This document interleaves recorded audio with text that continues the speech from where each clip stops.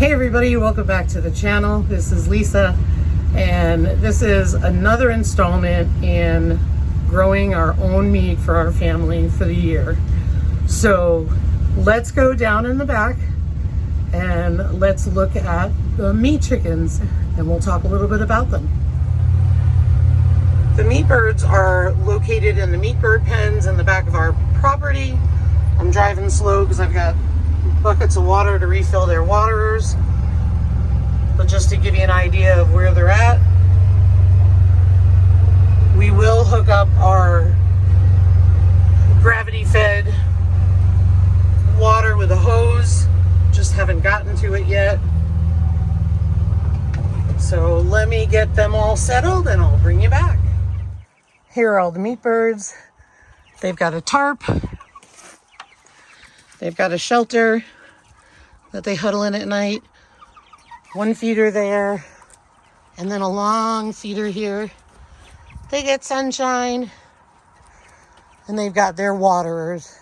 I'm not good with sizes, but I believe that's a close to 32-foot long run, and also a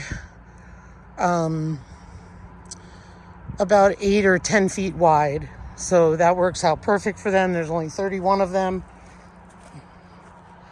And then next to it, we have a same size pen, and that'll be for the pheasants. They also have a little shelter there. Pheasants usually don't use a shelter, but let's go talk a little bit about how we raise the chickens. It feels really good to have these birds outside, let me tell you. The last half a week, which makes them, they went out Tuesday this week after Memorial Day weekend, and they were in the brooders for 4.5 weeks, which is not ideal. But we had some really cold weather, like I mentioned in my last video, and we had some wet weather. Tuesday, the sun kind of came out, and lo and behold, even though we show them where the building is, show them where the food and water is, it poured. We had a sudden unexpected downpour and they all got soaked, and it was pretty cool here that day. The temps were warmer than they were over the weekend, but it was pretty cool. I know they can get wet. I know they're very hot temperatured birds for their body temperature, but I prefer to get them out for at least a couple days before they get wet, just because I've found we've had loss before. So I try to plan around that. Oh well, stuff happens. So they get fed 24 hours a day. They have access to food 24 hours a day. We do not do the 12 on, 12 off. We don't want to prolong them being here. We find that feeding them 24/7 works well. We don't necessarily go by the 8 weeks time frame. We go by when they look ready or when it would be humane. Sometimes with Cornish cross, as you know, they could be 7 weeks and they look like they need to be butchered because they're gonna fall apart. You know what I mean? So that's what we try to do. And we can do all 31 birds in one day, but when you have many birds, you have to have a lot of feeders because it's survival of the fittest, and you're always gonna have those little ones if they don't have access to the food. So we have increased feeders and feed, and found that the 24/7 gives everybody an equal chance to get to the feeder, be of a good size when they are butchered. Sometimes what we have done is we have taken a round of the largest birds 1 week, and a week or two later done the rest of the birds, because then they filled out to their size. And it's not like we're trying to get the largest birds possible, but we want to do it humanely, but we also want to do it efficiently. So we play it by ear. When it comes to the turkeys, we are used to heritage breed turkeys, not hybrids like these are. So we would normally butcher in November for the turkeys. However, it seems that they may be of a very large size by September. in which case, again, we will look at size and butcher accordingly. As for the pheasants, they usually go, I think, up to 20 weeks, 17 to 20 or something like that. We will plan to butcher them in September. Again, we'll take a look at them. They will be fully matured before they are butchered. So you'll get to see their beautiful feathering on the males. I'm curious to see how these turn out. And usually they're anywhere between 1 and 2 pounds, sometimes a little over 2 pounds.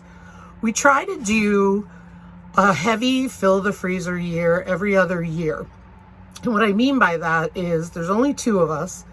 So we try to do enough meat for 2 years.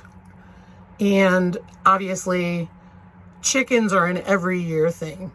Turkeys are not, pheasants are not. Next year we may do ducks. We did toss that around this year. And we are looking into rabbits and quail. I know that I have been hesitant for the rabbits and the quail. Rabbits are definitely more appealing to me than quail, but I also know that they are quick turnaround. So that'll be interesting. We'll see what happens and see how it goes. So let's go back to the garage and let's go check out the turkeys and the pheasants.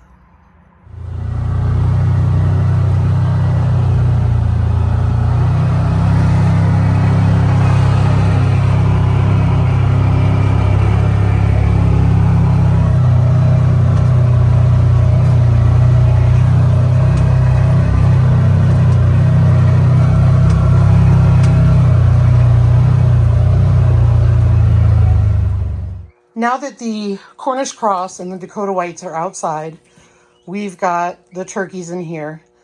2 of them are suddenly not doing well at the 2-week mark. Turkeys often have either a vitamin deficiency or a condition. I can't remember the name of it. If I find it, I will put it on the screen below. Or they develop neurological issues. These are not heritage birds, so you tend to see that more. We're doing all we can. We've got drench in their water. I couldn't find polyvisol, which is vitamin drops for babies. Otherwise, I would have given them that, but we've given them drench directly. They're having trouble walking.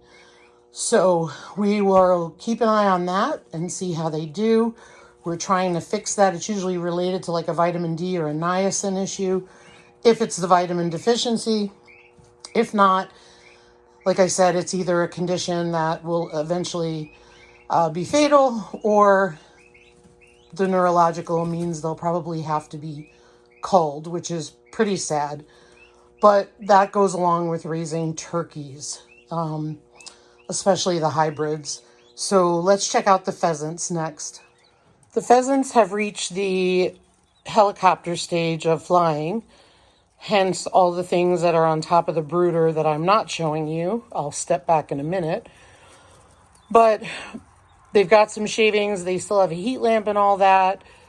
They were treated with Corid, and sadly we did lose. We started with 23. I think we're at 11 in the first week. And when we look back at our records, that's pretty comparable to the first time we raised pheasants, because they are very fragile the first week that you have them. So it went for about a week to 10 days, and then we stopped losing them. And so we have not lost any in about a week, I'd say, so, or less than a week. So that's good. But let me show you what we have on top of the brooder, because otherwise they get out. So we've got them covered really well, because in a garage, you can imagine it's so hard to find them. As always, if you have any questions, hit me up down below.